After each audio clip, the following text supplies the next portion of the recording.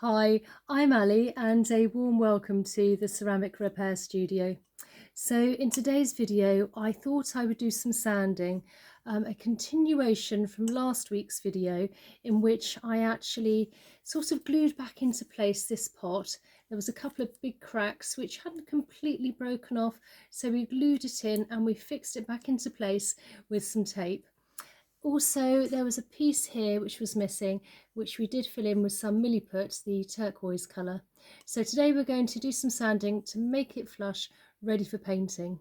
But before I do, if you do enjoy the video at the end, please give it a thumbs up. It really does help with the algorithm.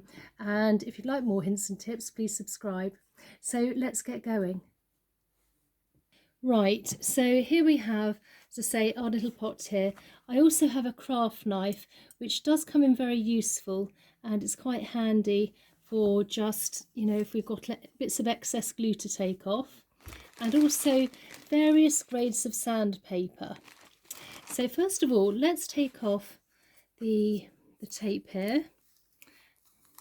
And as you can see, we did have a big crack, which we did fill in, but because the glaze has plenty of cracks, it kind of all blends in, which is quite useful.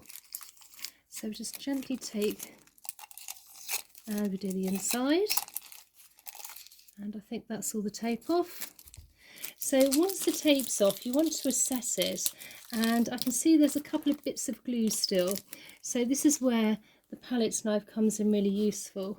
So just looking, I can see, be very careful, just any bits of surplus glue, we just want to very lightly scrape off.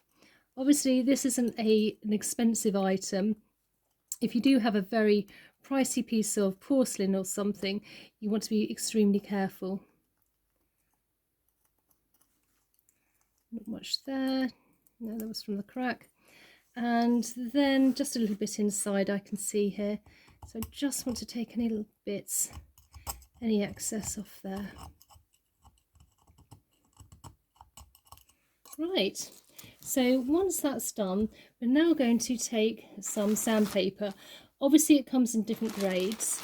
I try to keep it in order, but as you can see in my bag, it ends up being a bit kind of messy everywhere. So we're going to start with a grade, a slightly coarse grade. So I think we will start, let's pick this one out, with 120. If you look on the back, they tend to tell you the number, so you can sort of work along from there. So I like to just take a little piece off. Let's place that down there. And we can just see here where it needs to be sanded. And we just start sanding. Now, because we didn't go too far over when we put the Milliput on, it should be quite quick to sand. And you just want to sort of sand it in the rough direction of the Milliput. I do like to sort of fold it over as well.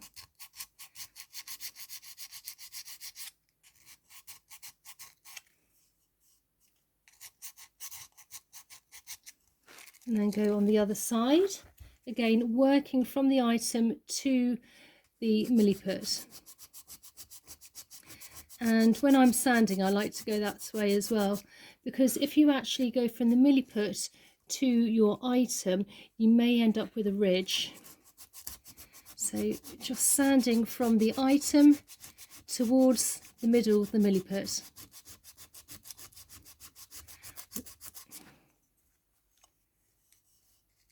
And just keep assessing.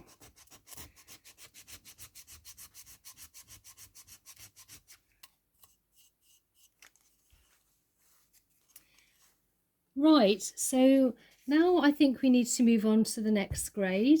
So once we've done a bit of sanding, we're looking for the next one. So back into the bag again, and I'm going to use, I think it's this one here. Oh, now this is a 600. So again, I'm just going to take a piece off. Another little hint is to make sure you don't actually take the piece off which actually has the number on, otherwise you could be slightly stuck. And then we'll go to a 600. Also, just a quick note, I am actually sanding on a piece of kitchen roll, or you could use some old material, just so you're not getting it everywhere, particularly if it's a different colour, such as this turquoise. So now with the 600, we'll start again.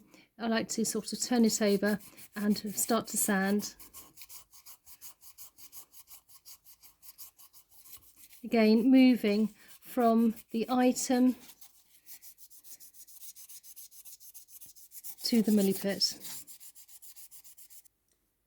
Right, so we're using the 600 here now, and as you can see, it's starting to feel very smooth, and it's starting to sort of blend in with the rest of the item. So let's go for another piece of sandpaper here. And so again, we did the 600, so let's go to a lighter one. Now this is the 1000. So I'm just going to find my item here. Oh gosh, it's so good, it's blending in. Here it is. So just here, we'll now take the 1000. I like to fold it over again and just really, at the end of it, just smooth it out. The smoother, without any ridges, the better the painting will be on it, and it won't show any lumps and bumps. So again, I'm working my way from the item into the middle. And then we'll just take the other side.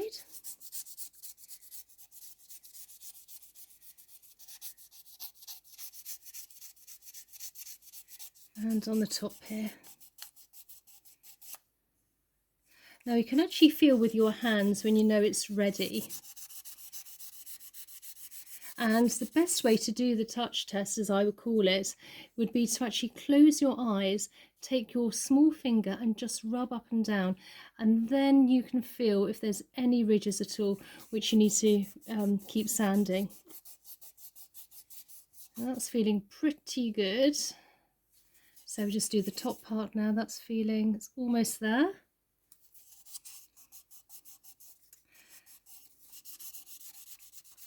Right, so the next sandpaper I'm going to use is a micro mesh, and it's almost on a cloth, and this is this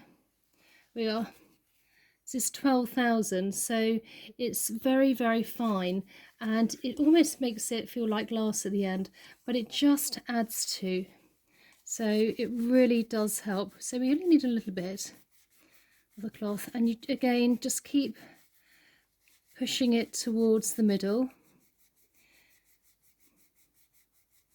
I say pushing, sanding towards the middle, and it really does feel lovely. As I say, it's almost glass, it almost buffs it up and shines it. And then we want to do the top parts and all parts.